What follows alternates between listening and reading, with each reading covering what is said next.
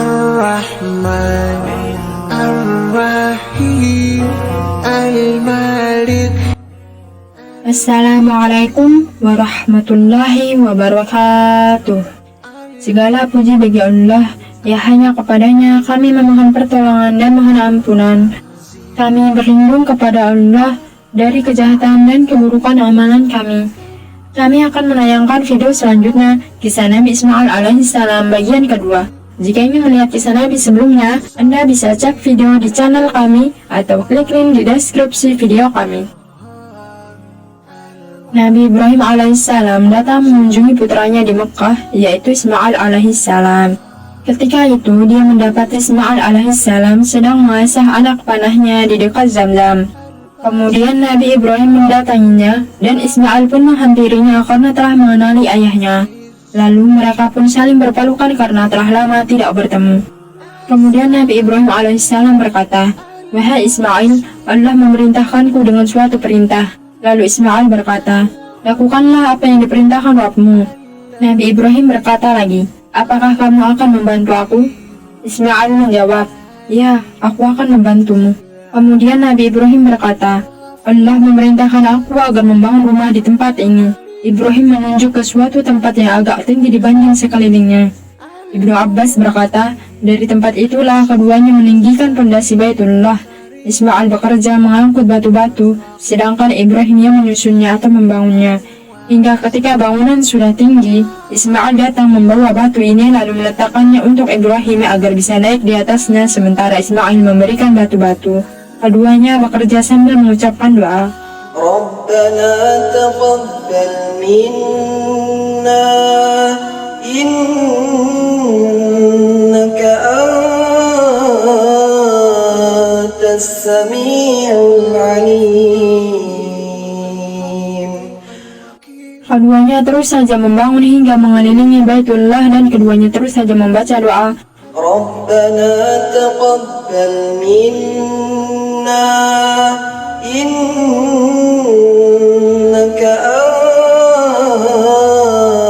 antas sami'ul alim. Batu yang digunakan oleh Ibrahim alaihissalam untuk dipijak ketika membangun Ka'bah itulah yang disebut sebagai Maqam Ibrahim.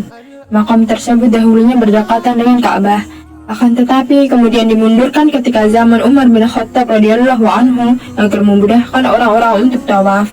Kemudian kisah pembuatan Ka'bah ini menjadi dalil bahwa tatkala seseorang telah berbuat amal saleh, hendaknya dia berusaha untuk berdoa kepada Allah Subhanahu wa taala agar amalannya diterima. Nabi Ibrahim alaihissalam adalah sosok yang selalu merendah di hadapan Allah Ta'ala. Meskipun beliau adalah kekasih Allah, beliau tetap saja berdoa agar amal ibadah beliau diterima. Muhammad bin Al-Ward membacakan firman Allah, Bismillahirrahmanirrahim. Wa idh yarfa'u Ibrahimul qa'ida minal bayti wa Ismail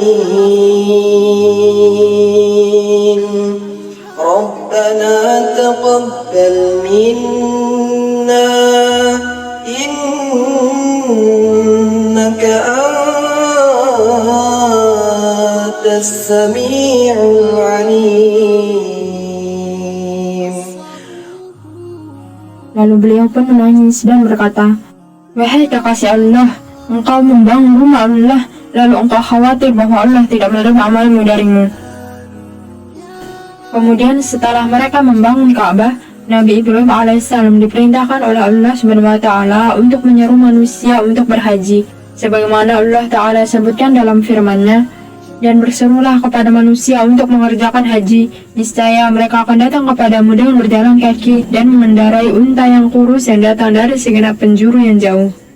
Ketika Allah memerintahkan Nabi Ibrahim alaihissalam untuk menyeru manusia, dia berkata kepada Allah Subhanahu wa taala, "Wahai Tuhanku, bagaimanakah saya menyampaikan seruan itu kepada manusia, sedangkan suara saya tidak dapat mencapai mereka?" Allah berfirman, "Berserulah kamu dan aku yang menyampaikannya." Kemudian disebutkan bahwa Nabi Ibrahim alaihissalam naik ke atas makamnya lalu berseru, "Wahai manusia, sesungguhnya Tuhan kalian telah membuat sebuah rumah, maka berhajilah kalian kepadanya."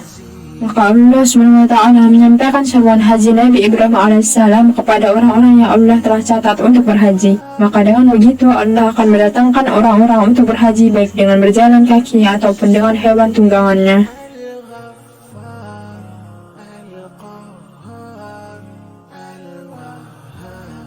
Hal ini dijelaskan di dalam Al-Quran dan hadis-hadis. Bahkan riwayat-riwayat tersebut menjelaskan bahwa Nabi Ibrahim alaihissalam dan Nabi Ismail alaihissalam adalah orang yang pertama mendirikan dan membangun Ka'bah.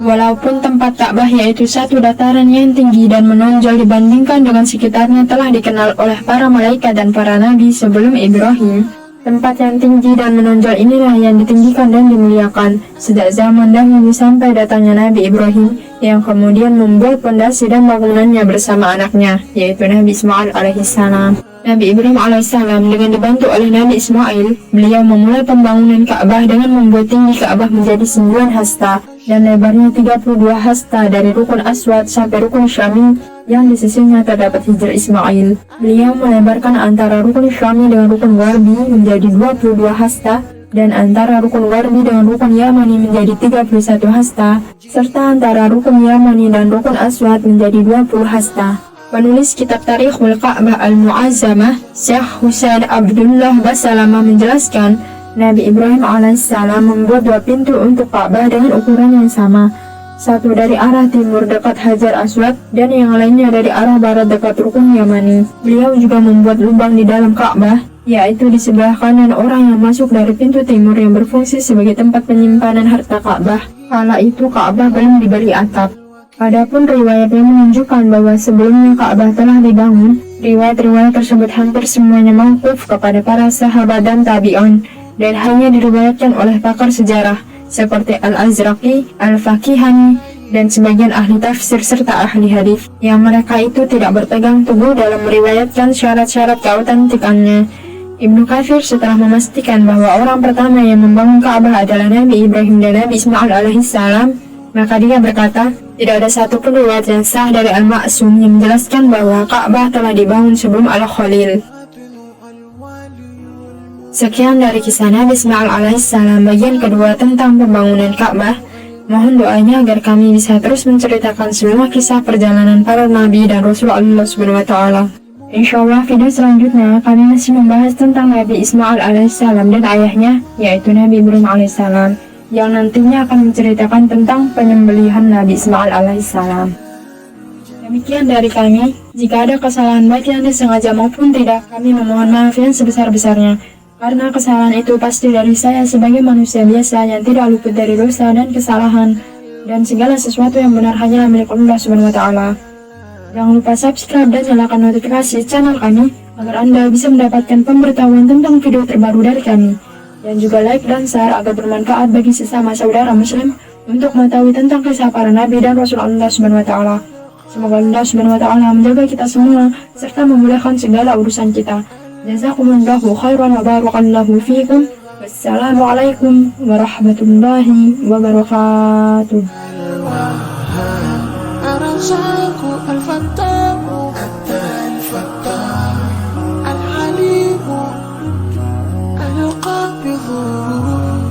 الباسط الخافض الرافع المعز المذل السميع البصير الحكم الخبير اللطيف الخبير الحليم العظيم الغفور الشكور العلي الكبير الحفيظ المقيم الحسيب الجليل الكريم الرقيب المجيب الواسع يا الله جنات